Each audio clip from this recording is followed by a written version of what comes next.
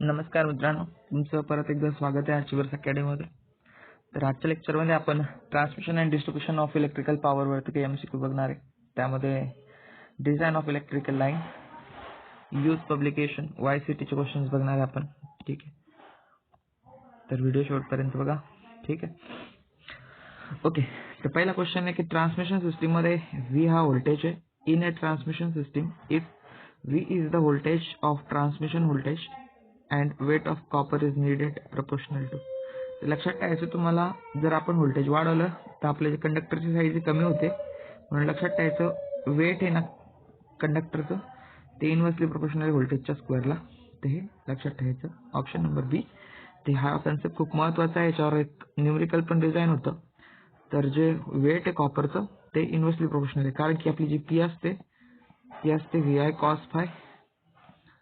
तुम्ही तो करंट काढलं ना तर सिंपल करंट हे इन्व्हर्सली प्रोपोर्शनल येणार ह्या पॉवरला. तर सिंपल आहे पॉवर आपली, समजा व्होल्टेज वाढवलं तर करंट कमी होणार, लॉसेस कमी होणार, ड्रॉप कमी होणार लाईनमध्ये, म्हणून आपण पॉवर नेहमी हाय व्होल्टेजला ट्रान्सफर करतो. दुसरा क्वेश्चन बघा. And is a network of electrical component use to supply, transfer and electric power. तर पॉवर सिस्टीम एक नेटवर्क आहे जे काय करतं, इलेक्ट्रिकल पॉवर सप्लाय करायचं काम करतं, ट्रान्सफर करतं लोडपर्यंत, कारण की आपले generating station away from load centre आहे. राईट, लोड सेंटर पासून दूर आहे जनरेटिंग स्टेशन. ट्रान्समिशन लाईन काय एक लिंक आहे जी पॉवर ट्रान्समिट करायचं काम करतं. आपला कोळसा ट्रान्सपोर्ट केल्यापेक्षा इलेक्ट्रिक पॉवर ट्रान्सफर करणं खूप सोपं आहे. जनरेशन करायचं आपल्या माइनजवळ, जिथे आपली खदान आहे कोळशाची, जसं चंद्रपूरला आहे, तिथून पॉवर ट्रान्सफर करायची with the help of transmission line. Next question आहे की मेन ॲडव्हान्टेजेस काय एसीचा ओव्हर डीसी. एसी मध्ये मेन ॲडव्हान्टेज काय, conservation flexibility from one voltage level to other. Definitely transformer use करून आपण काय करू शकतो, कोणत्याही व्होल्टेज ऑब्टेन करू शकतो. खूप हाय व्होल्टेज पण ऑब्टेन करता येतो आपल्याला बाय युझिंग ट्रान्सफॉर्मर. तर फ्लेक्झिबिलिटी तर आहे व्होल्टेज लेवल चेंज करायची. दुसरा काय, AC easily convert to DC by using rectifier. रेक्टिफायरनं आपल्याला जर डीसी आपलं मोटर असेल तर आपण काय करणार, एसी सप्लाय आणणार, एसी डीसी रेक्टिफायरनं करणार आणि यूज करणार. त्याच्यामुळे एसी मध्ये ती पण फॅसिलिटी अवेलेबल आहे, तुम्ही डीसी मध्ये कन्वर्ट करू शकता. पुढे आपला एसी काय इझी आहे मेंटेन करणं आणि डिस्ट्रीब्यूट करणं लॉंग डिस्टन्सला, कारण एसीची पॉवर आहे ना अल्टरनेटिंग आहे, त्याच्यामुळे चार्जिंग, डिस्चार्जिंग, इंडक्टर आणि कॅपॅसिटर पॉवर ट्रान्सफर होती ओव्हर लॉंग डिस्टन्स. त्या सगळ्या फॅसिलिटीज एसीमध्ये अवेलेबल आहे. पण काय होतं, एका स्टेजपर्यंत एसी परवडते आपल्याला, एका व्होल्टेजपर्यंत, समजा जसं 765 आहे, पण खूप जास्त. आता डीसी बघा इथं महाग दिसते तुम्हाला, ही कॉस्ट आहे आपली, डीसी महाग दिसते, पण एका स्टेज नंतर डीसी स्वस्त वाटायला लागते आपल्याला. एसी खूप महाग होते कारण टावरची हाईट वाढते, क्रॉस आर्म वाढतो, जमीन जास्त लागते, इन्सुलेटर जास्त लागतं, बाकीच्या गोष्टी पण होतात. त्यामुळे वाहन लक्षात ठेवायचं, एका स्टेजपर्यंत ठीक आहे एसी इकॉनॉमिकल आहे या व्होल्टेजला 765 पर्यंत. पण आता याच्यावरती जर आपण केलं तर आपण 500 किलोव्होल्ट बायपोलर HVDC वापरतो, HVDC लिंक वापरतो ट्रान्सपोर्टेशनसाठी, ट्रान्सफर करण्यासाठी. का, कारण की इथं 2च कंडक्टर लागतं आपल्याला, आणि सगळ्यात महत्त्वाचं म्हणजे टावरची हाईट पण कमी असते, इंडक्टर नसतो, कॅपॅसिटर नसतो, कॉम्पेन्सेटर लावायची गरज नाही, स्टेबिलिटी जास्त असते, परत स्किन इफेक्ट पण होत नाही, कोरोना बी कमी होतो. हे सगळ्या गोष्टी आहे. ते एका हाय व्होल्टेज नंतर आपल्याला डीसीच परवडायला लागते. ठीक आहे, पण लो व्होल्टेजला तर एसीच पॉप्युलर आहे सुद्धा. ठीक आहे, ते मेन ॲडव्हान्टेजेस काय एसीचे, conservation, flexibility, voltage level by using transformer. हा एक ॲडव्हान्टेज आहे की व्होल्टेज आपण कमी जास्त करू शकतो with the help of transformer. दुसरे एसी वरून आपण डीसी कन्वर्ट करू शकतो रेक्टिफायरनं. परत काय की जे एसी आहे इझिली मेंटेन करता येतात ट्रान्समिशन लाईनमध्ये. फॉल्ट फाइंडिंग बी सोपं, ओव्हरहेड लाईनमध्ये एखादा कंडक्टर तुटला का लगेच दिसतो डोळ्यांना. ठीक आहे, त्याच्यानंतर प्युअर एसी सिग्नल काय करतायत आपल्याला साइन वेव्हमध्ये रिप्रेझेंट करतात, तर स्टडी करायला बी सोपं आहे. आणि EMF बी इंड्यूस होतं, ते पण सायनोसॉइडल असतं. समजा हा फ्लक्स सायनोसॉइडल, त्याचा डेरिव्हेटिव्ह साइन कोसाइन येणार, फक्त एक अँगल येणार पण चेंज नाही होत. जसं की आता सिग्नलमध्ये आपण बघितलं, याचं सिग्नल बघितलं तुम्ही, रॅम्प सिग्नल आहे तर रॅम्पचं हायपरबोला होतं, हायपरबोलाचं हे असं होतं ना, युनिट स्टेप फंक्शन असलं त्याचं वेगळं सिग्नल बदलतं. सायनोसॉइडलचं तसं नाही, साईनचं साईनच होणार, फक्त काय उशिरा EMF इंड्यूस होणार 90 डिग्रीनं, त्याचा डेरिव्हेटिव्ह ना, डेरिव्हेटिव्ह इंटिग्रेशन सेमच, पुरं सायनोसॉइडलच येतं, साईनचा कॉस, कॉसचा साईन असं येतं. त्याच्यामुळे साईन जास्त पॉप्युलर आहे सायनोसॉइडल. ठीक आहे, पुढे म्हणलं की इंडसची फ्रिक्वेन्सी काय, तर 50 हर्ट्झ असते इंडसची फ्रिक्वेन्सी. USAची 60 हर्ट्झ आहे. पाकिस्तानची, युरोपियन कंट्रीचे सगळ्यांचीच 50 हर्ट्ज आहे, कारण की आपली जी फ्रिक्वेन्सी आहे ती आपल्याकडून ब्रिटनकडून आलेली आहे, तर जे युरोपची फ्रिक्वेन्सी ती 50 हर्ट्जच आहे. इंग्रजांनी आणले आपल्याकडे इलेक्ट्रिसिटी. ओके, तर म्हणलं volume of copper required for transmission line is inversely proportional to. Power factor आणि या दोन्हीला प्रोपोर्शनल आहे, जितका बी व्हॉल्यूम लागणार कंडक्टरला ते इन्व्हर्सली प्रोपोर्शनल असतं व्हीचा स्क्वेअर कॉस फायचा स्क्वेअर. तर हा फॉर्म्युला लक्षात ठेवा. ठीक आहे. व्हॉल्यूम जर व्होल्टेज वाढवला पण तर कमी व्हॉल्यूम लागतं, कारण कंडक्टरची साईज कमी लागते, आपल्याला करंट कमी होते ना. सिंपल आहे. ओके, चलो नेक्स्ट क्वेश्चन बघूया आपण. 6वा क्वेश्चन आहे की for transmission power over distance 500 kilometre 500 kilometre पर्यंत आपल्याला काय करायचं, पॉवर ट्रान्सफर करायची. Transmission voltage should be. तर ट्रान्समिशन म्हणजे आता ही झाली लॉंग ट्रान्समिशन. लक्षात ठेवा 80 किलोमीटर पर्यंत असते शॉर्ट ट्रान्समिशन लाईन. 80 पासून ते 160 पर्यंत जर गेले तुम्ही तर ही असते मीडियम ट्रान्समिशन लाईन, आणि मग नंतर लॉंग ट्रान्समिशन लाईन चालू होते. तर शॉर्टमध्ये आपल्याला कमीत कमी ना 20 किलो व्होल्ट लागतं, तरच पॉवर ट्रान्सफर होते.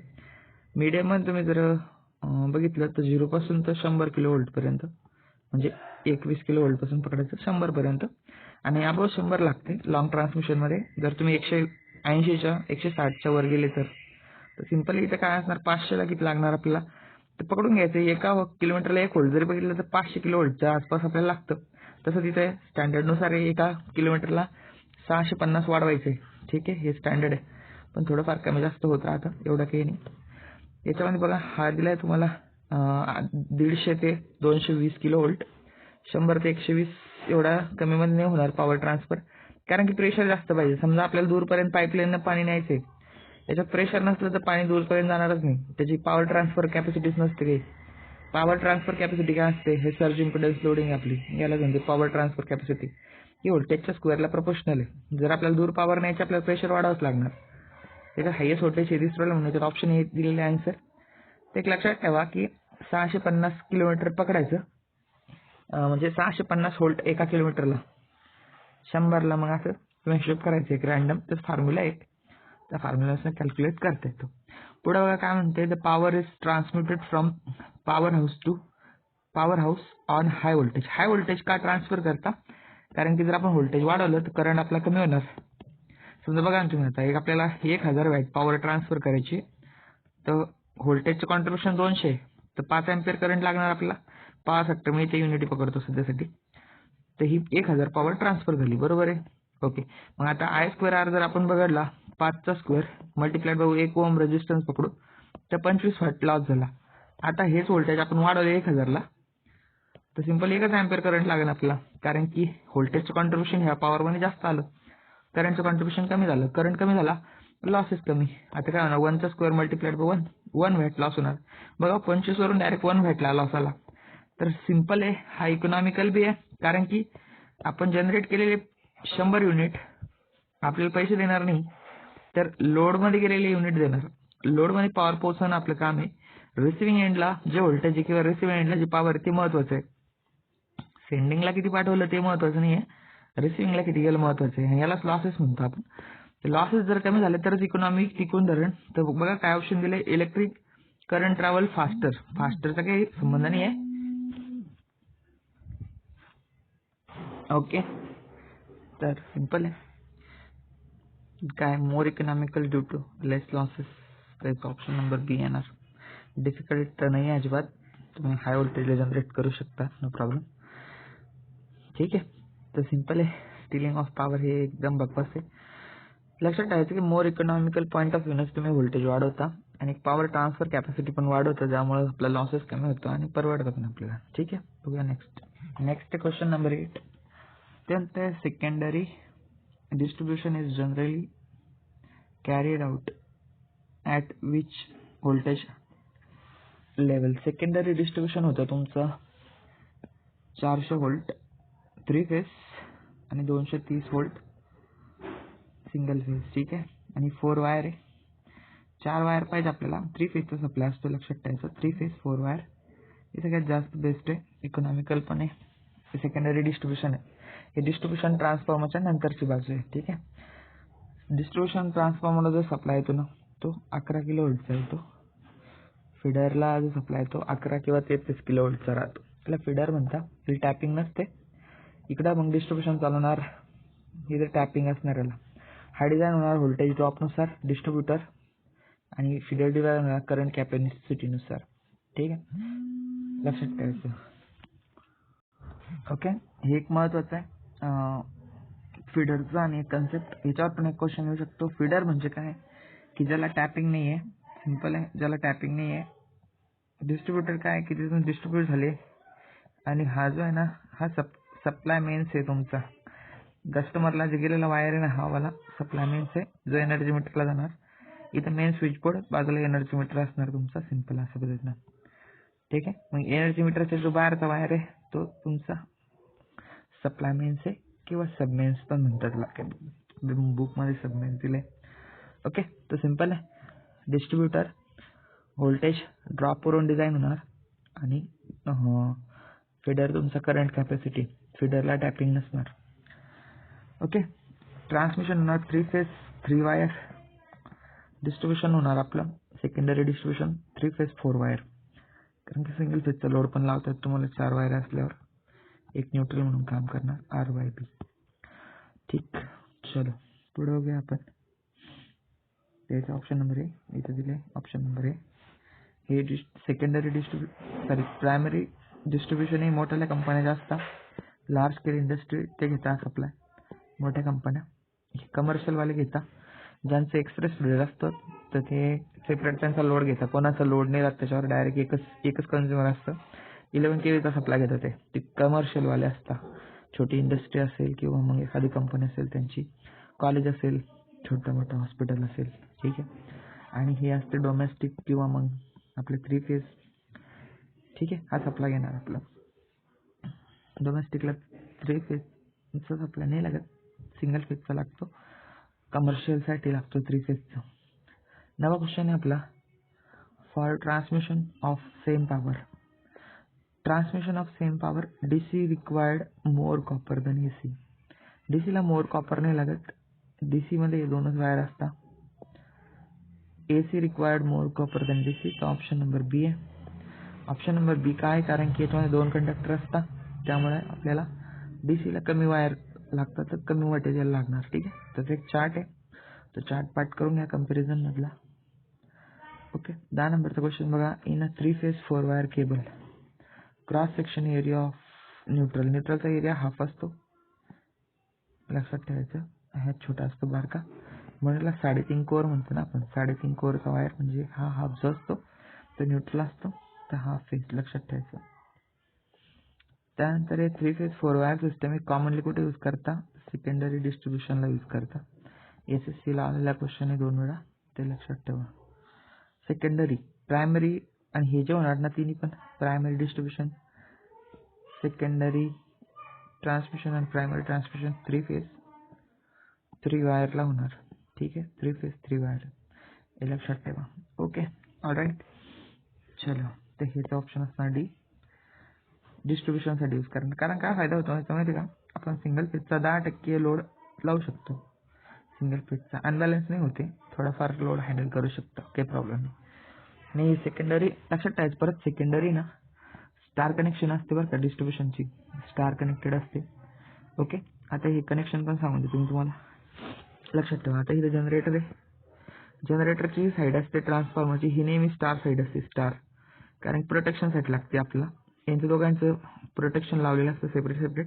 यांचं एक प्रोटेक्शन झोन असतं, त्याच्यामुळे स्टार कनेक्शन प्रायमरी असते.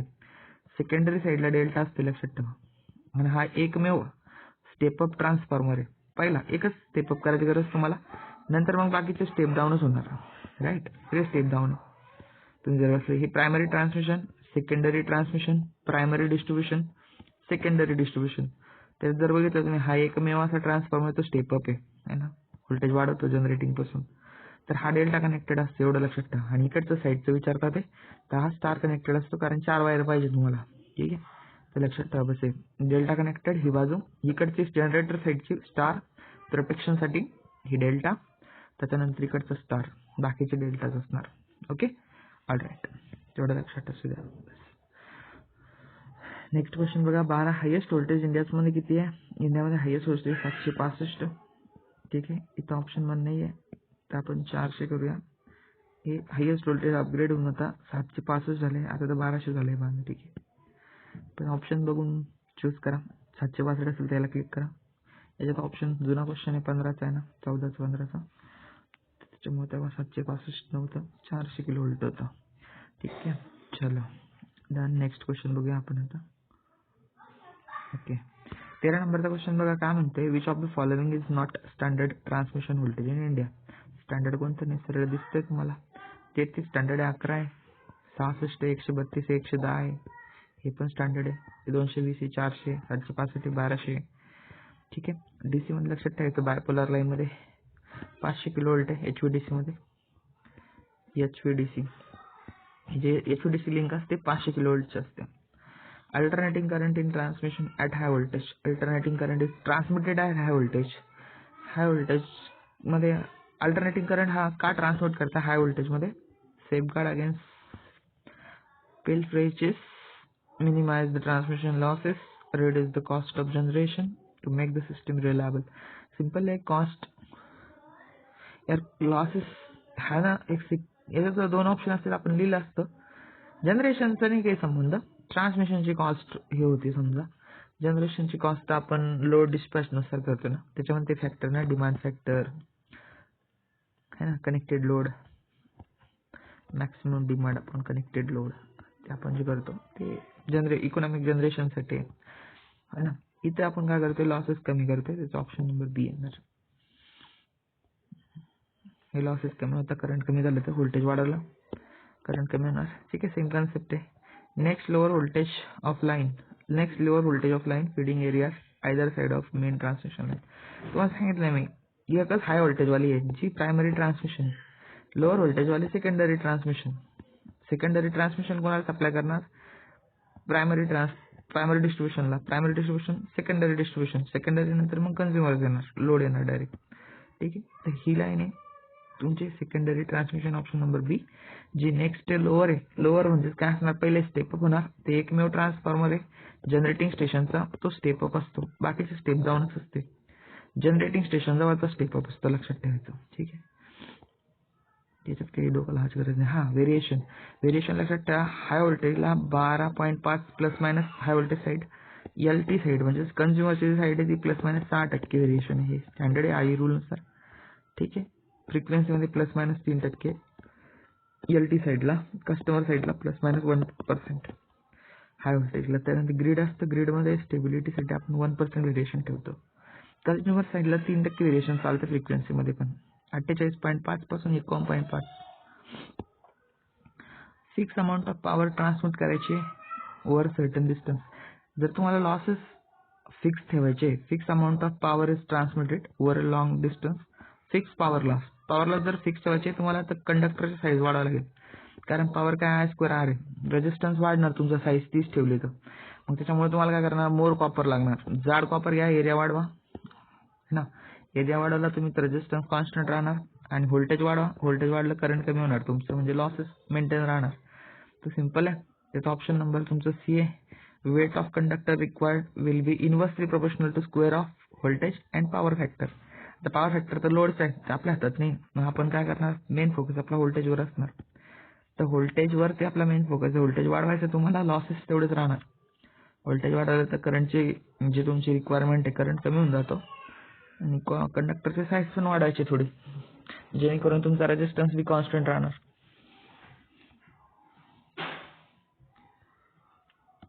17 नंबरचा क्वेश्चन बघा.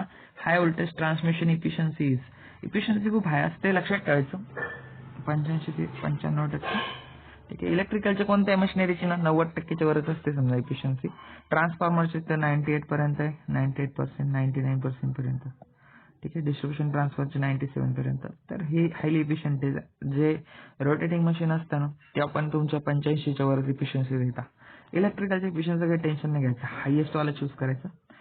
स्टीम पॉवर प्लांट हे ते त्यांची इफिशियन्सी असते 25 पासून 45 पर्यंत व्हॅरी होता, त्या रेंजमध्ये.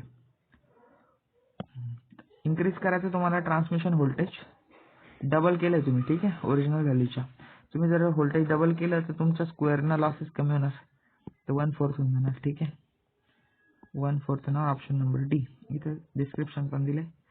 तर लक्षात ठेवायचं डायरेक्ट 1/2 ना तुम्ही ना करंट कमी केलं ना त्याचं स्क्वेअरना लगेच 1/4 ना हाफ ना तुम्ही व्होल्टेज वाढवलं म्हणजे करंट काय हाफ ना कमी झालं ना, पण आय स्क्वेअर आर मग व्होल्टेजचा करंटचा स्क्वेअर होणार ना. व्होल्टेज डबल झालं तर करंट डबल ना कमी झालं. करंटचा स्क्वेअर केला हाफचा स्क्वेअर म्हणजे तुमचा 1/4 येऊन जातो. सिंपल आहे, कॅल्क्युलेशन करायची गरज नाही, तुमचं तेवढ्या डोक्यात पक्कच ठेवून घ्यायचं. हे काम आहे तर परत तुम्हाला कुठं माहिती का ट्रान्सफॉर्ममध्ये पण काम आहे. तर ट्रान्सफॉर्ममध्ये जे आपला कॉपर लॉस असतो तो आपल्या लोडिंगच्या स्क्वेअरला प्रोपोर्शनल असतो. I square R full load loss.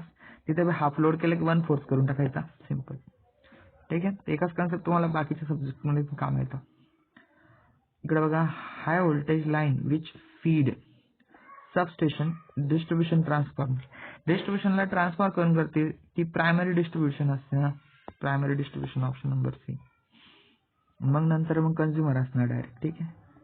आता काय म्हटले, typical voltage of transformer which connect generating output. Generating output असतं 11 kV ला मॅक्सिमम जनरेशन होतं, ठीक आहे. तर ऑब्विसली हे तेच दिलंय, हे स्टेप डाऊन झालाय, हा तर नाही बाळानो, हा बी स्टेप अप आहे पण 66 ला जनरेशन नाही होतं आपलं. 132 हे खूप हाय व्होल्टेज झालं आणि स्टेप डाऊन आहे, हा बी नाही. तर इथं ऑब्विसली हा येणार तुमचा स्टेप अप वाला आहे ना, स्टेप अप होणार व्होल्टेज, कारण तो एकमेव ट्रान्सफॉर्मर जो स्टेप अप होतो, एवढं लक्षात ठेवायचं आहे, ठीक आहे. इकडे बघा 23 नंबरचा question. 3 phase balance system working at 0.9 lagging power factor आणि लाईन लॉस किती आहे 3600 किलोवॅट आहे ना. आणि पॉवर फॅक्टर काय झालाय तुमचा रिड्यूस झालाय. ओके, पॉवर फॅक्टर रिड्यूस झाला म्हटल्यावर तुमचे लॉस तर वाढणार पाहणं, ठीक आहे, कारण की ते इन्व्हर्सली प्रोपोर्शनल स्क्वेअरला वाढणार तुमचं. बघा, हे पॉवर फॅक्टर रिड्यूस केला तुम्ही, वाढणार म्हणजे मोठी व्हॅल्यू वरतीच घ्यायची तुम्ही, सरळ स्क्वेअरनं वाढणार, फंडाच नाही बाण. याच्यामध्ये सरळ लक्षात ठेवायचं तुम्ही की तुमचा पॉवर फॅक्टर कमी झाला तर स्क्वेअरना लॉसेस वाढणार. लॉसेस वाढणार म्हणलं की मोठी व्हॅल्यू वर घ्यायची, ते मरू द्यायचं तिकडे काय तुमचं फॉर्म्युला तेच काही गरज नाही बाण तुम्हाला. डायरेक्ट तुम्ही लक्षात ठेवायचं. बघा नाही तर क्वेश्चन वाटतं तुम्ही काय म्हणते, 3 phase balance system working at 9.9 volt 9 lagging power factor आहे ना, हॅज लाईन लॉस. मग तेव्हा लॉस किती होता 3600 है ना किलोवॅटमध्ये, ठीक आहे. आता पॉवर फॅक्टर तुमचा रिड्यूस केलाय तुम्ही, ऑब्विसली जास्त करंट ड्रॉ करणार आहे ते. बघा बरं, हे काय पॉवर डिवाइड बाय काय व्ही कॉस फाय. तर सिंपल आहे ना बाळानो, पॉवर फॅक्टर रिड्यूस झाला करंट वाढणार ना, करंट वाढला आहे स्क्वेअर वाढणार, स्क्वेअरना लॉस वाढणार डायरेक्ट सरळ मल्टिप्लाय बाय 3600 करून द्या पहिला लॉस. कारण की पहिला loss copper loss 1, copper loss 2 केला आपण, किंवा कॉपर लॉस 2 वर घेतला, कॉपर लॉस 1 केला, हा डिवाइड तर मल्टिप्लायला जातो. मग सिंपल आहे 0.0 कॅन्सल झालं. 9चा स्क्वेअर 81, 9 9 81, 6 6 36, हे 3600 36 1 झाला है ना, 1 0 81 झाले. सिंपल पाणी असंच देतंय, कॅल्क्युलेशन बी सोपं देतं तुम्हाला, एवढ्याची अवघड नाही, ठीक आहे. तर हा 23 क्वेश्चनचा नंबर आहे ना तुमचा हा. आता जर त्यानं म्हणलं असतं ना पहिलं 0.6 आहे आणि आता पॉईंट तुम्ही काय केलं वाढवलं आहे ना, वाढवलं, पॉवर फॅक्टर इम्प्रूव्ह झाला तर लॉसेस कमी होणार तुमचे. तर 0.6 वर घ्या, 0.9 खाली या, सिंपल आहे. याचा स्क्वेअर करा, मल्टिप्लाइड बाय हे करून टाका, लॉस पहिले लॉसेस का होते, सिंपल. आता काय होणार, लॉस कमी होणार तुमचं, हे 3600 बी कमी होऊन जाईल, 2500 2600 होऊन जाईल तुमचं है ना. तर सिंपल लक्षात ठेवायचं बाने. पुढे बघूया आपण काय क्वेश्चन आहे. 22 नंबरचा, which option represent the correct sequence flow of electrical power from generating station to load. Primary transmission बरोबर आहे, secondary transmission, primary transmission, secondary distribution. पहिलं काय असणार, generating station, primary transmission, secondary transmission, primary distribution, secondary distribution. हे option number D correct आहे. याच्यात दाखवलंय बघा, हे असं आहे, ठीक आहे. ते पॉवर फ्लो माहित पाहिजे तुम्हाला कशा पद्धतीने पॉवर फ्लो होते. Which of the following statement is not true with respect to transmission system. आता कोणतं स्टेटमेंट ट्रू नाही आहे पॉवर सिस्टीम मध्ये ते बघूया आपण एक एक वाचून. द पॉवर नॉट ट्रू म्हणले बरं, जे ट्रू नाही आहे ते बघायचं आपल्याला. The power can be generated high voltage, power generate AC मध्ये करता येतं हाय व्होल्टेज मध्ये, काही टेन्शन नाही आहे, सिंक्रोनस मध्ये करता येतं ना, हा करेक्ट बघा. Due to skin effect in a system the effective resistance of line is decrease नाही होत बा, लक्षात ठेवायचं. एसी मध्ये इन्क्रीज होतं उलट स्किन इफेक्ट मुळे, कारण त्याचा एरिया रिड्यूस होतो ना. आपण काल एक लेक्चर टाकलंय बघा, त्याच्यामध्ये आपण बघितलं होतं. हा किती आहे, इथं ऑप्शन बी दिलंय, सी बघा काय सी बघू आपण. AC voltage can be step up and step down with the down by transformer with is and efficiency. Correct आहे. ट्रान्सफॉर्मरची मशीन 99% पॉवर ट्रान्सफर करते. ऑलमोस्ट इनपुटला आणि जेवढे आउटपुटला सेमच आहे, त्याच्यामुळे हे खूप easily step up step down करतं. मेंटेनन्स सोपं आहे, इझी आहे ऑब्व्हियसली. करेक्ट आहे. बाकी हेच एवढाच प्रॉब्लेम होतं की AC मध्ये ना रेजिस्टन्स डिक्रीज म्हणले ना ते इन्क्रीज होतो. ठीक आहे, ते खूप महत्त्वाचं आहे. Okay done. नेक्स्ट बघूया. नेक्स्ट क्वेश्चन बघा 24चा. What are the advantage of DC transmission system over AC. आता डीसीचा ॲडव्हान्टेज काय असं विचारलंय AC वरती. तर DC is economical for long line. बरोबर आहे, हा तर करेक्ट आहे बानो. DC मी तुम्हाला सांगितलं बानो, हा ग्राफ लक्षात ठेवा रे बानो. तुम्ही काय करायचं माहिती का, हा ग्राफ लक्षात ठेवा. ही कॉस्ट आहे आणि हे आपलं व्होल्टेज. आता काय होतं बानो, तुमचा हा व्होल्टेज आहे ना, ही कॉस्ट आपली पैसे आहे ना, आणि हे आपलं व्होल्टेज आहे. आता जसं तुमचं ना व्होल्टेज वाढत जाणार ना बा, AC मध्ये पहिले सुरुवातीला कमी लागतात पैसे, काही टेन्शन नाही. असं बघा हा ग्राफ. पण जसं व्होल्टेज वाढत जाणार, टॉवरची हाईट वाढत जाणार, तुमचं व्होल्टेज वाढलं बघा इथे किती हाईट वाढले. आणि DC मध्ये सुरुवातीला जे ना कॉम्पोनंट लागतात, कारण की DC मध्ये प्रॉब्लेम काय आहे की DC मध्ये आपण ना ट्रान्सफॉर्मर काम नाही करत. मग त्याला DCला आपल्याला काय करणं पडतं, जनरेशन बी AC मध्ये होतं, कारण DCचं जनरेटर काम नाही करत. DCचं कम्युटेटरचा प्रॉब्लेम आहे, त्याच्यामुळे AC मध्ये आपण जनरेट करणार, स्टेप अप करणार AC मध्ये ट्रान्सफॉर्मरमध्ये, मग AC टू DC करणार आणि DC टू मग ट्रान्समिट करणार. मग HV DCला ट्रान्समिट करणार, रिसिव्हिंगला परत आपल्याला ट्रान्सफॉर्मर वापरणे, मग परत DC टू AC करावं लागेल. मग AC वर ट्रान्सफॉर्मर स्टेप डाऊन करणार, मग ते गोष्टी होणार, डिस्ट्रीब्यूट होणार. तेच प्रॉब्लेम. मग हे जे डिव्हाइस आहे का, जे आपले रेक्टिफायर मध्ये कामं येतात, थॅरिस्टर हे ते डिव्हाइस खूप महागच येतात, त्याच्यामुळे कॉस्ट वाढते. पण एका स्टेज नंतर ना टावर नंतर लागणारी जमीन, ह्या सगळ्या गोष्टी, इन्सुलेटरची प्राइस, त्याच्यामुळे बघा आता हे DC परवडायला लागलं. हे बघा AC ची लाईन आहे, या पॉइंटला क्रॉस केलंय. आता DC स्वस्त वाटायला लागली एक HVAC पेक्षा. HVAC पेक्षा स्वस्त वाटायला लागली या स्टेज नंतर, कारण टावरचे रेट वाढणार, जमीन लोक आता शेतात जाऊ देत नाही ना, त्याच्यामुळे बी प्रॉब्लेम येतो. तर हे बी पाहणं तुम्ही लक्षात ठेवायचं. ठीक आहे, मी रात्रीचं टाइम थोडंसं रेकॉर्ड करतोय, लेक्चर आवाज थोडं खराब आहे ना, ऍडजस्ट करा. ठीक आहे, ओके बच्चे लोग, चलो ओके. तर DC system is economical for long distance. There is no skin effect. Correct आहे. स्किन इफेक्ट 0 आहे डायरेक्ट, पण कोरोना आहे, पण 1/3 आहे, लक्षात ठेवायचं, कमी आहे. कोरोना लिमिट निग्लिजिबल आहे. हे ऑल ऑफ अबो ह्याचा आन्सर आहे. ठीक आहे, कोरोना बघा या फ्रिक्वेन्सी 0 आहे, 25 येणार. AC मध्ये आपली 50 आणि 25 75 येते, म्हणजे 3/1. तर 1 DC आणि 3 AC, 1/3 DCच्या ACच्या कम्पेअरमध्ये लॉसेस आहे, लक्षात ठेवा. त्याला आपण याच्यावर एक प्रॉब्लेम बी बघितला होता. Voltage under extra high voltage, voltage under extra high voltage. Extra high voltage म्हणजे कोणतं व्होल्टेज आहे, 132 इथे दिलंय बघा मान. लो व्होल्टेज कुणाला म्हणायचं, याला याला स्टँडर्ड व्होल्टेज आहे. हाय व्होल्टेज म्हणायचं 1133. एक्स्ट्रा हाय व्होल्टेज हे आपले 366 132 220. हालाकी याच्यामध्ये एक 400 व्होल्ट राहिला, याला मॉडर्न एक्स्ट्रा म्हणतात, लक्षात ठेवा. Modern extra high voltage. Okay बच्चे लोग, तर हा 400ला मॉडर्न एक्स्ट्रा हाय व्होल्टेज म्हणतात, याला अल्ट्रा हाय व्होल्टेज म्हणतात. ठीक आहे, ultra. In an AC transmission system, the load current inversely proportional to square of power factor. Correct आहे, पण पॉवर फॅक्टरचं दिले तर स्क्वेअरला प्रोपोर्शनल असणार. करंट दिले ना आपला, तर करंट काय असतं तुमचं, इकडे असणार तुमचा P is equal to VI cos of phi. तिकडे देणार करंट काय येणार तुमचं P V cos of phi. तर inversely proportional to power factor. Option number B correct आहे. स्क्वेअरला नाही, स्क्वेअरला व्हॉल्यूम आहे कंडक्टरचा. व्हॉल्यूम आपण काढतो ना, तेव्हा आपण लॉसेस घेतो ना, I² R लॉस, त्याच्यावर येतं ते. तर व्हॉल्यूम मध्ये बांधत, लक्षात ठेवायचं. ठीक आहे, तर हे लक्षात ठेवा. With respect to DC transmission system, select the incorrect statement. DCच्या रिस्पेक्ट मध्ये कोणतं इनकरेक्ट आहे असं म्हणणे त्याचं. The DC voltage cannot be step up with 0 spike for transmission of power at high voltage. बरोबर आहे, कारण की DC मध्ये हे करेक्टच आहे. DC मध्ये ट्रान्सफॉर्मर यूज नाही करतात आपल्याला, मग त्याला HVAC मध्ये कन्वर्ट करावं लागतं. तिथं मग इलेक्ट्रॉनिक डिव्हाइस आहे ते नॉन लिनियर असतं थोडेफार हार्मोनिक्स जे जनरेट करता. It required only 2 conductor. बरोबर आहे, हे बी करेक्ट आहे.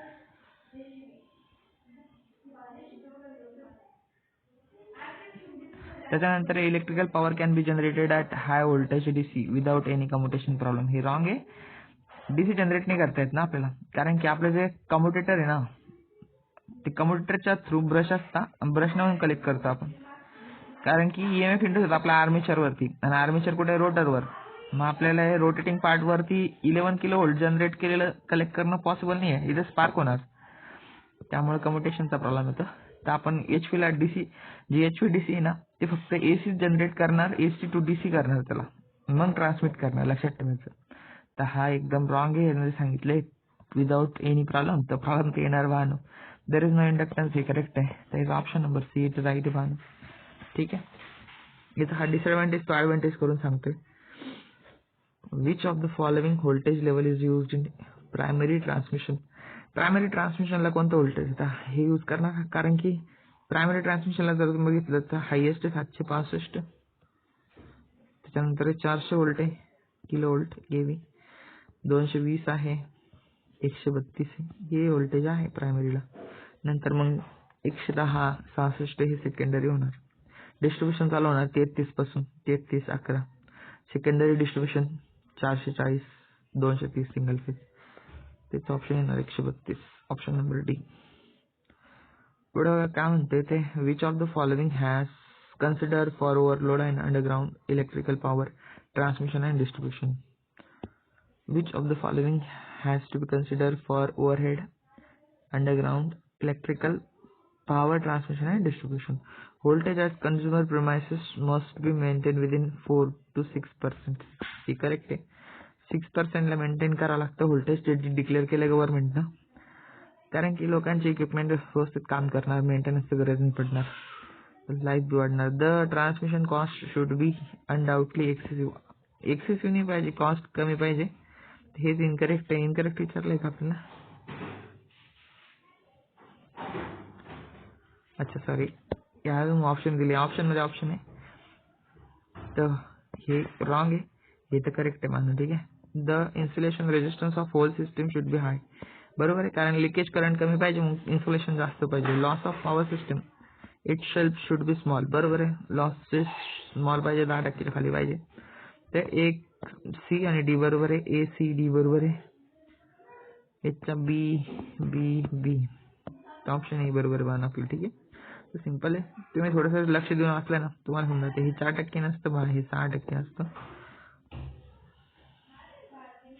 आपल्या इंडियामध्ये 15% बा, 15% अलाउड आहे. T and D losses transmission and distribution होता ऍक्च्युअलमध्ये 38%, कारण याच्यामध्ये पॉवर थेफ्ट पण आहे. पॉवर थेफ्ट, वीज चोरी होते, त्याच्यामुळे आता 38%च्या वर लॉसेस आपले. Advantages of cable overhead line. Low cost अजिबात नाही बा, कॉस्ट खूप जास्त आहे अंडरग्राउंडची. Can be use high voltage circuit. Easy मेंटेनन्ससाठी, मेंटेनन्स करायला इझी नाही बा ना, ते फॉल्ट फाइंडिंग खूप अवघड आहे. कंजेस्टेड एरियामध्ये यूज करू शकतो, हा ॲडव्हान्टेज आहे. अपीअरन्स चांगला असतो. ठीक आहे, कंजेस्टेड एरियामध्ये सेफ्टीसाठी चांगला आहे बा हा अंडरग्राउंड, जसं अर्बन एरियाज आहे तिथं. ओके, पुढचं बघा आता, the highest AC transmission voltage used in India. इंडियामध्ये हायेस्ट किती तर 765 दिले होतं. आता तर 1200 गेलो आपण, पण आता HVDC कडे चाललो आपण. HVDC कडे हात परवडतो बाण आता ट्रान्समिशनसाठी तरी. Which of the following main advantage of transmission power over a long distance high voltage. Advantage कोणता आहे main? Efficiency of transmission line increase होते, करेक्ट आहे. व्होल्टेज ड्रॉप लाईन मला इंक्रीज होतो, नाही व्होल्टेज ड्रॉप डिक्रीज होतो उलट, कारण की I/R प्लस IXL आहे ना, जे हे दोन ड्रॉप आहे ना, हे दोन्ही ड्रॉप कमी होता. Voltage loss in transmission increase conductor cost decrease होते अजून. तर पहिलाच ऑप्शन नंबर आहे. In transmission system speeder. Okay, next question बघूया. In transmission system feeder feed power. Feeder कोणाला पॉवर फीड करणार, तर ऑब्विसली डिस्ट्रीब्युटरला करणार. ओके, फीडरला टॅपिंग नसते, डिस्ट्रीब्युटरला हा डिझाईन होतो. व्होल्टेज ड्रॉप नसणार, हे लक्षात ठेवा. ठीक आहे, हा एक क्वेश्चन विचारता की डिस्ट्रीब्युटरचे डिझाईन कशावर करता, तर व्होल्टेज ड्रॉप, कारण सगळ्या लोकांना चांगलं सेम व्होल्टेज भेटलं पाहिजे. टॅपिंग असते ना, तर व्होल्टेज ड्रॉप युनिफॉर्म पाहिजे. फिडर करंट कॅपॅसिटीनुसार. Which of the following is not standard voltage, कोणतं नाही आहे स्टँडर्ड. 222 नाही आहे, तसंच हे पण नाही आहे, हे 765, पण चला ठीक आहे. याच्या शेजारचा जर बघितला आपण तर 220 आहे, 222 नाही आहे. ठीक आहे. तर कधी कधी यार तुम्हाला ना थोडं कॉम्प्रोमाइज करायला लागणार. याच्यात 2 रॉंग ऑप्शन दिसत आहे, ते ना भांडणं तर करून नाही शिकत आपण. यांना काय करणार आहे, जे जवळचं दिसतं रॉंग 220 तर ते टिक करा आता. ठीक आहे. ओके, तर तुम्हाला याच्यातला एक ऑप्शन चूज करा काहीतरी. ठीक आहे. याच्यात जे मॉडेलमध्ये दिसतं त्याच्यामध्ये जास्तीत जास्त MCQ सॉल्व्ह करायचे, तुमचे डाऊट क्लिअर होतील कोणता ऑप्शन चूज करायचा आहे. Okay. System is universally adapted for the generation, transmission and distribution 3 phase. Obviously 3 phase. Okay. Transmission line feeding power on either side of main transmission line. Main transmission लाईनला feed करते other साईडचा, दोन्ही साईडला, तर obviously secondary transmission असणार इकडं. ठीक आहे. हा क्वेश्चन खूप रिपीट झाला तर पार्ट करून घ्यावा ना. What is the main consideration for higher and higher operating voltage. Voltage का वाढवतोय आपण, त्याचे कारण आहे भानो 90% पैसे ना आपले कंडक्टरमध्येच जातात. जो आपला अल्युमिनियमचा कंडक्टर ना त्याच्यामध्ये हा कंडक्टरचे पैसे वाचले पाहिजे म्हणून आपण काय करतो, करंट कमी करतो. करंट कमी कसा होणार, व्होल्टेज वाढवल्यावर. तेच, बाकी काही कारण नाही याला. ठीक आहे. याच्यामुळे लॉसेस पण कमी होता, कॉस्ट पण कमी होते. Increase efficiency of transmission line, reduce the power losses. Capability, efficiency, हे ऑप्शन याचं डी, कारण याच्यात दोन्ही कव्हर झाले ना, इफिशियन्सी आणि पॉवर लॉस. तर थोडं बघा हे दोन्ही ऑप्शन करेक्ट आहे, पण हे दोन्ही ऑप्शन याच्यात इन्क्लूड आहे. ते थोडंसं ऑप्शन रीड करताना काळजी घ्यायची, स्पेशली जेव्हा हे 4-4, 5-5 ऑप्शन असते ना तेव्हा थोडी काळजी घ्यायची. चला. 3 phase AC supply system compare to single phase AC supply system. Advantages. 3 phase compare मध्ये AC सप्लाय मध्ये काय ॲडव्हान्टेजेस आहे, ऑब्विसली इफिशियन्सी हाय असते, मशीनची साईज कमी असते. समजा आपण 5 HP ची मोटर घेतली सिंगल पेजची, ती 3 फेजची छोटी येते, सिंगल पेजची मोठी मोटर येते, आणि ती मोटर सेल्फ स्टार्ट पण नाही आहे सिंगल फेज सप्लायला, त्याच्यामुळे 3 फेज इतकं पॉप्युलर आहे. ठीक आहे. ओके. 60 किलोमीटरची अंडरग्राऊंड केबल आहे, आणि बेस्ट ट्रान्समिशनसाठी कोणता काय in a 60 kilometre underground power transmission system, the best transmission system is. कोणती बेस्ट ट्रान्समिशन सिस्टीम असणार आहे, तर HVDC मध्ये कमी कंडक्टर लागता, परवडते बाण. DC लिंक परवडते कधी पण, more economically. For long distance line voltage is measured in kilovolt मध्ये मोजणार, कशात मोजणार. ठीक आहे. ओके क्लास बघा. नेक्स्ट 41चा काय येणार तुमचा, transmission line which fed different substation. सबस्टेशनला कोणती लाईन फेड करते, सबस्टेशनला जाणार सेकंडरी, तिथून असणार फिडर, फिडर सप्लाय करणार आपल्या फिडर फेड करणार आपल्या डिस्ट्रीब्युशन ट्रान्सफॉर्मरला. डिस्ट्रीब्युशन ट्रान्सफॉर्मरची जी सेकंडरी असणार त्याला कन्झ्युमरचं लोड कनेक्टेड असणार, सप्लाय मीन्स तो असणार आपला डिस्ट्रीब्युटर. ठीक आहे, म्हणजे सेकंडरी डिस्ट्रीब्युशन. ओके. ते थोडंसं कन्सेप्ट क्लिअर करून घ्यायचं, जर तुम्हाला समजलं पाहिजे मला क्वेश्चन काय विचारलं. तर transmitting power at high voltage required more, काय रिक्वायर्ड लागणार, more. Maintenance and protection, obviously equipment तुमचे मोठ्या साईजचे लागणार. Faster control and minimise the arching, कारण की करंटची मॅग्नेटिक एवढं आहे, डॅमेज करू शकते इक्विपमेंटला, आपल्याला रिले लागणार. Fast operating relay, larger control, त्याचं ऑप्शन डी आहे. ठीक आहे. ते सिम्पल आहे. जर ऑल ऑप्शन येईल असेल ना तर बघायचं बानू, मॅक्सिमम केसेस म्हणतो ऑल ऑप्शन वाला करेक्ट असतं. ठीक आहे. थोडंसं स्मार्टली बघायचं आहे तुम्हाला. 2 जरी करेक्ट आहे ना आणि एक तुमचा कमी जास्त आहे, 2 जर तुम्हाला माहिती ना 100% गो फॉर ऑल मध्ये जायचं. मग 2 जर बरोबर येतं चल काही टेन्शन नाही, रिस्क घ्यायची. हे ऑल ऑप्शन मी बघतो ना मॅक्सिमम हेच करेक्ट असतं बानू मागचं. मग हे जर तुम्ही डोकं लावलं. ओके. याच्यामध्ये 66 किलोवोल्टची लाईन कितीपर्यंत जाणार, किती लेंथ पर्यंत सुटेबल आहे आज त्यांनी विचारले तर लावून घ्या ना. 665 पासून 1000 व्होल्टला पकडले तर 60 किलोमीटर है ना. ठीक आहे, तर 60 किलोमीटर पर्यंत येते हे.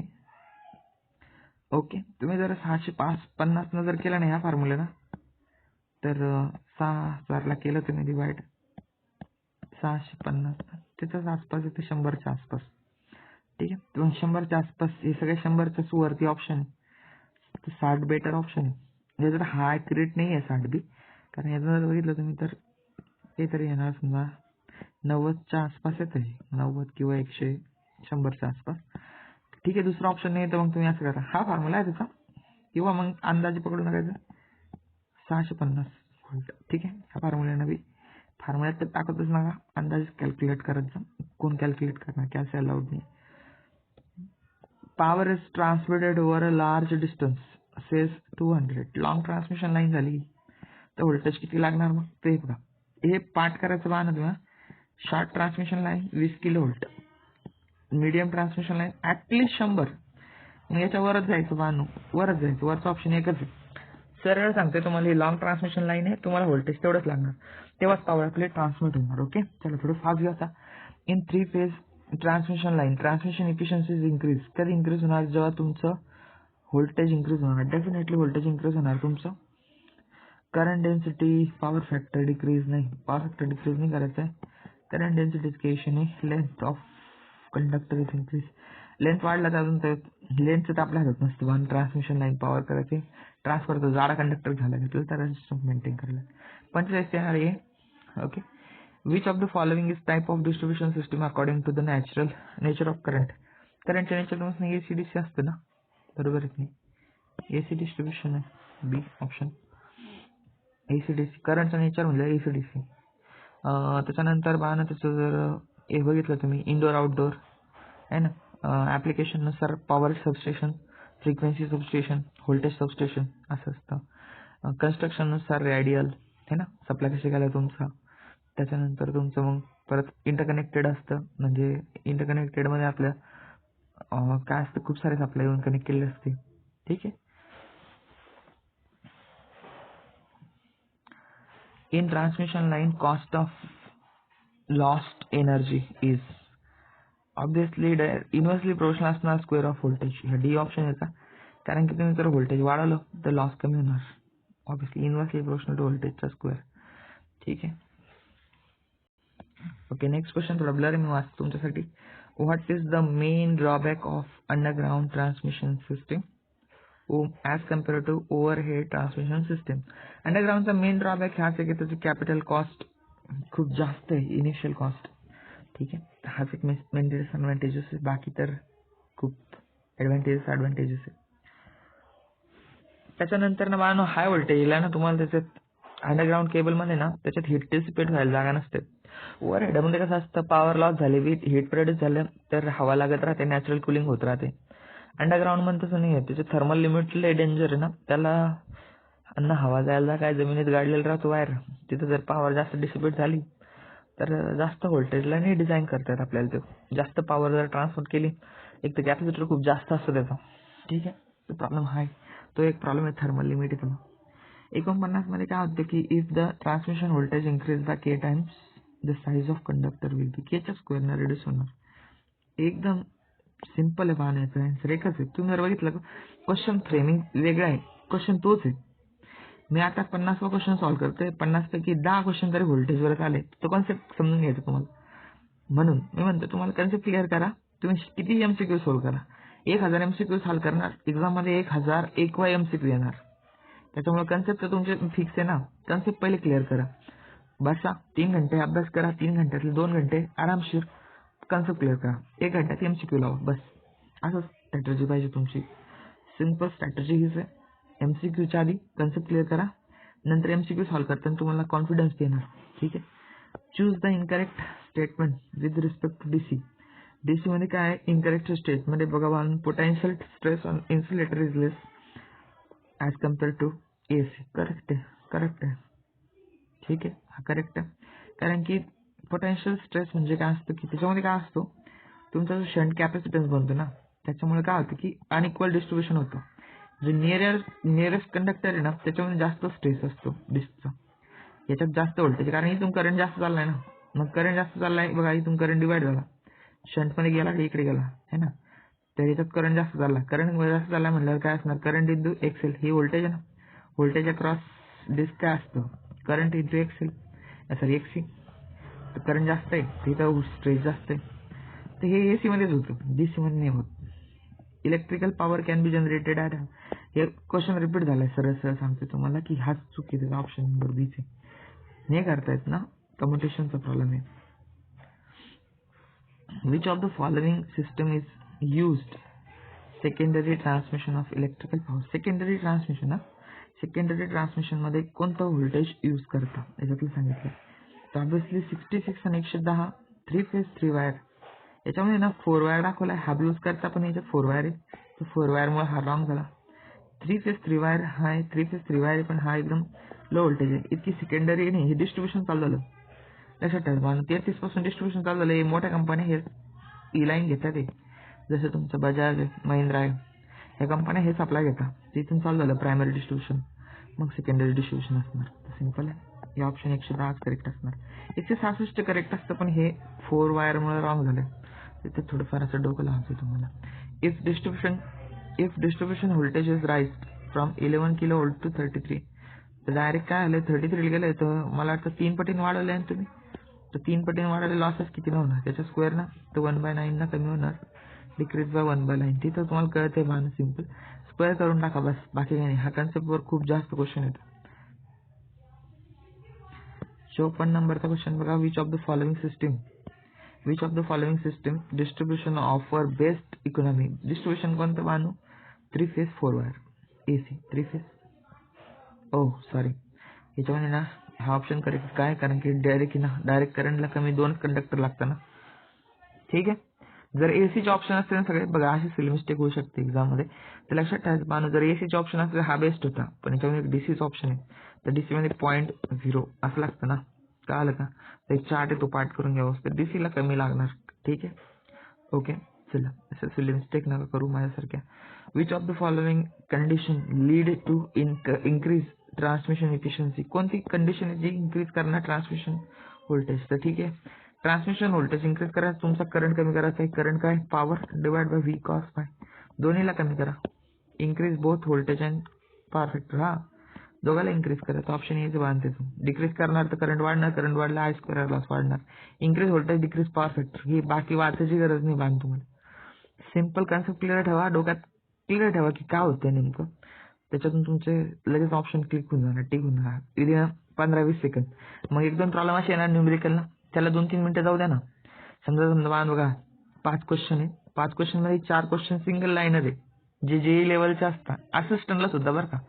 मग हे 4 क्वेश्चन जर तुम्ही ना 15-15 सेकंद म्हणजे 1 मिनिटाच्या आत उरकू शकता ना, 1 किंवा 2 मिनिटं. मग या बाकी एक क्वेश्चन आहे न्यूमेरिकल, त्याला मग काय टेन्शन तुम्हाला 2 मिनिटं द्यायला, काही प्रॉब्लेम नाही. त्यांना पॅनिक व्हायचं नाही, तुम्हाला 2 मिनिटं जाऊ द्या ना, काही टेन्शन नाही. असंच कट ऑफ लागतो का अनुभव. ठीक आहे, तर domestic supply of voltage 230 volt, काय ही आर एम एस व्हॅल्यू असते बा, लक्षात ठेवायचं. डीसी मध्ये R M S values use करतो. ओके, नेक्स्ट बघूया. बघा काय म्हणते, from step up substation electrical power at 220 kV is transmitted to outskirt of city. 220ला 3 फेज 3 वायर वापरणार ना आपण, कारण की एक कंडक्टर कशाला उगाच पैसे लागणार त्याचे, है ना. 3 फेज 3 वायरलाच लागणार, तिथं कोणी टॅपिंग विपिंग आहे नाही. 3 फेज 3 वायरचा असतो, प्रायमरी ट्रान्समिशन ही 3 फेज 3 वायरलाच होणार, लक्षात ठेवायचं. आता इलेक्ट्रिकल पॉवर ट्रान्समिशन होतंय कॉन्फिगरेशन, ट्रान्सफॉर्मर एक्सटेन्सिव्हली. आता इलेक्ट्रिकल पॉवर ट्रान्समिशन होतं म्हणजे जनरेटर आहे, जनरेटरचे सेपरेट ट्रान्सफॉर्मर असणार. मी तुम्हाला खूप वेळा सांगितलं, हा प्रोटेक्शनसाठी प्लस स्टार लागतो. जनरेटर बी स्टार असतं, आपलं मजबुरी आहे, स्टारच असतं जनरेटर. ते स्टार कनेक्टेड आहे 3 फेज स्टार, हे बी स्टार असणार, आणि हा डेल्टा असणार बघा, तर मग स्टार डेल्टा लागणार आपला. ऑप्शन नंबर 2 लक्षात ठेवायचं, स्टार डेल्टा. ओके, हे कन्सेप्ट खूप महत्वाचं आहे, याच्यावर क्वेश्चन पडू शकतो. Among the following statement which one is true. कोणतं ट्रू म्हणतं, एसी मोर इफिशियंट आहे, AC transmission more efficient, DC transmission more efficient. Efficient तर हाच आहे, काला कंडक्टर कमी लागता, स्किन इफेक्ट नाही, कोरोना कमी आहे, बाकीच्या गोष्टी, इंडक्टर फॉर्म होत नाही आहे, कॅपॅसिटरमध्ये लीक होत नाही करंट, तर कंडक्टन्स नाही आहे, रेजिस्टन्स पण पाहणं डीसीचा कमी असतो है ना, डीसीचा रेजिस्टन्स कमी आहे, एसीचा जास्त आहे, तर त्याच्यामुळे लॉस कमी आहे पाहणं. पण प्रॉब्लेम कॉस्टचा येतो. तर कमी व्होल्टेजला तर एसी चांगला आहे, जास्त व्होल्टेजला डीसी चांगला आहे. बघा डीसीची कॉस्ट किती वर येतं है ना, एसी इथपर्यंत परवडतो आपलं एसी. ते ग्राफ लक्षात ठेवा, बाकी काही बी आन्सर येतं.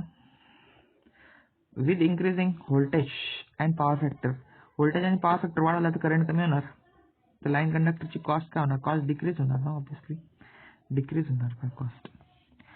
पुढं हा क्वेश्चन आहे 63चा. As voltage of transmission increase, voltage increase केलं तो व्हॉल्यूम काय होणार, कमी होणार आहे, ऑब्विसली डिक्रीज होणार. ठीक आहे, हे बघा डिक्रीज होणार, स्क्वेअर डिक्रीज होणार. Most of the high voltage transmission line in India कशा आहे पाहणं, तो ओव्हरहेड, त्याच्यात काही डाऊटच नाही पाहणं, ओव्हरहेड जास्त असतं. For high voltage 3 phase transmission, high voltage 3 phase transmission काय, थिक न्यूट्रल आहे, वायर आहे, थिन आहे, नो न्यूट्रल आहे. तर पहा ना, हाय व्होल्टेज आहे ना 3 फेज आणि 3 वायरच यूज करता, आर वाय बी, फेज असता न्यूट्रल नसतं पहा, त्याच्यामध्ये नो न्यूट्रल इज यूज. लक्षात ठेवायचं, ट्रान्समिशनमध्ये न्यूट्रल वापरत नाही. उगाच काल कंडक्टरचे पैसे वाढवायचे तुम्हाला, मी सांगितलं ना पैसे खूप लागतं कंडक्टरला, 90% कॉस्ट आपली कंडक्टर होते. Transmission line and distribution line can be discriminated.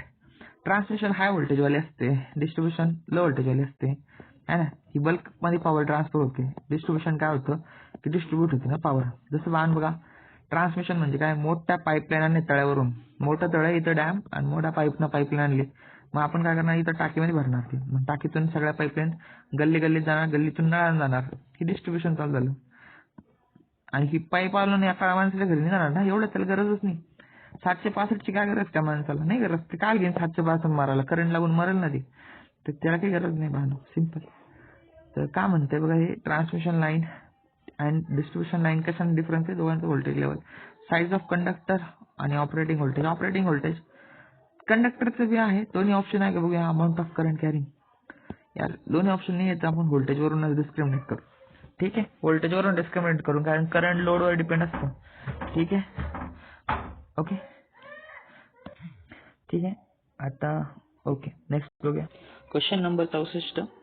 By which of the following system electric power may be transmitted, which of the system electric power may be transmitted, तर दोन्ही ट्रान्समिट करू शकतो आपण. Next बघूया आपण आता, which of the following connection is best suitable for 3 phase 4 wire. 4 wire आहे ना, हे सेकंडरी डिस्ट्रीब्युशन आहे, आपल्याला ना स्टार लागणार बघा, त्याला इकडून सेकंडरीला स्टार लागणार, कारण त्याच्याकडे न्यूट्रल अवेलेबल असतो. स्टार कनेक्शन मध्ये काय करतो आपण, सिमिलर कनेक्शन स्टार्ट करतो ना, मग आपल्याला एक एक्स्ट्रा वायर भेटतो, न्यूट्रल किंवा स्टार पॉईंट म्हणतो आपण त्याला. 3 फेज 4 वायर भेटतं आपल्याला स्टार मध्ये, तर स्टार कनेक्शन लागणार सेकंडरीला इथे.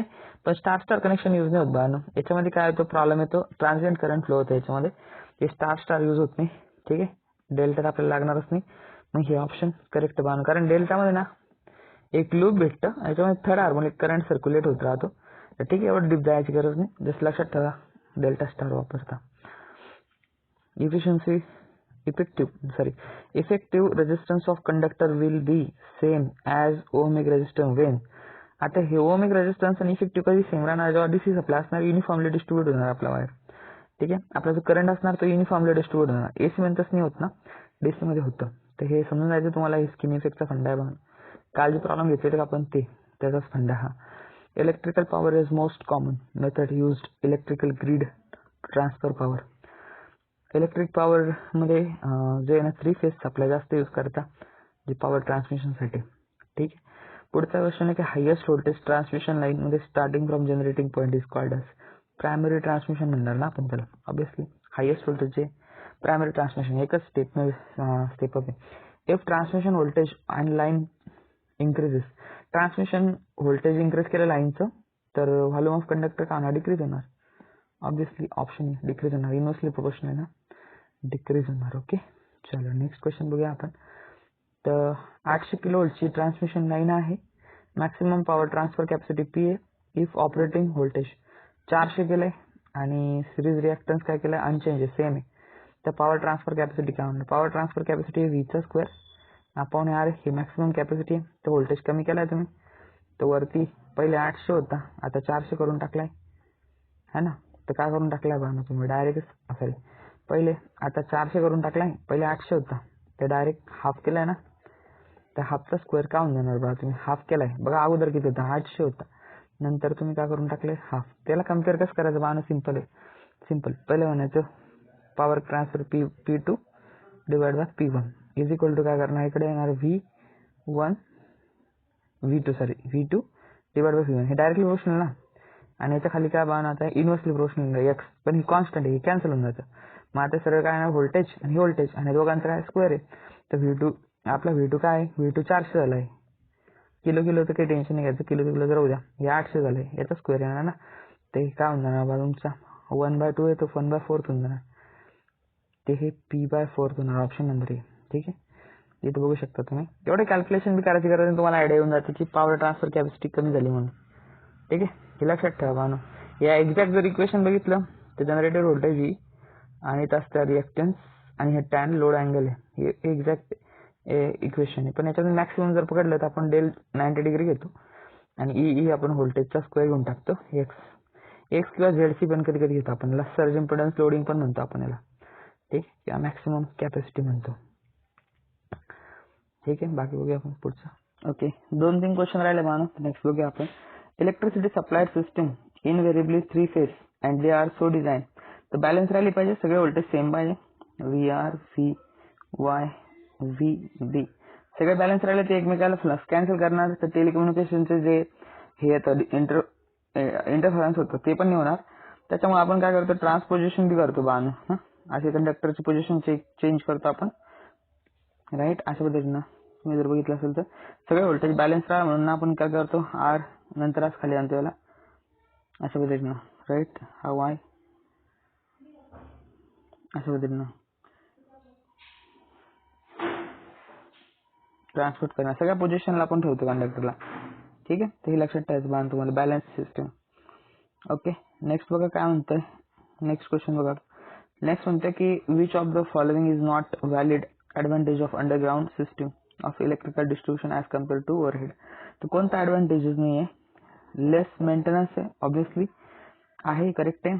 अपीअरन्स म्हणजे अंडरग्राउंड असतं त्याच्यामुळे मेसी दिसत नाही, लाईन कशा असं लटकलेलं राहतं तार वगैरे ओव्हरहेडचा, तर मेसी दिसत नाही, डिसेंट चांगला अपीअरन्स आहे, लॉंग लाईफ आहे. कॉस्ट लो नाही आहे, कॉस्ट खतरनाक हाय भानो, हाय कॉस्ट त्याची, इनिशियल कॉस्ट खूप जास्त आहे, कॅपिटल कॉस्ट. त्याचा ऑप्शन नंबर नॉट विचारले तर डी येणार त्याचा ऑप्शन. ठीक आहे, तर ॲडव्हान्टेज व्यवस्थित लक्षात ठेवायचे तुम्हाला. Which of the following is not disadvantage. Not disadvantage म्हणलं एक्स्ट्रा व्होल्टेजचा, कोणता डिसएडव्हान्टेज नाही आहे. Overhead line problem due to switching surge, हा प्रॉब्लेम आहे डेफिनेटली आहे स्विचिंगचा. डबलिंग इफेक्ट येतो, डबल होऊन जातो हा व्होल्टेज. Generation and distribution in AC only.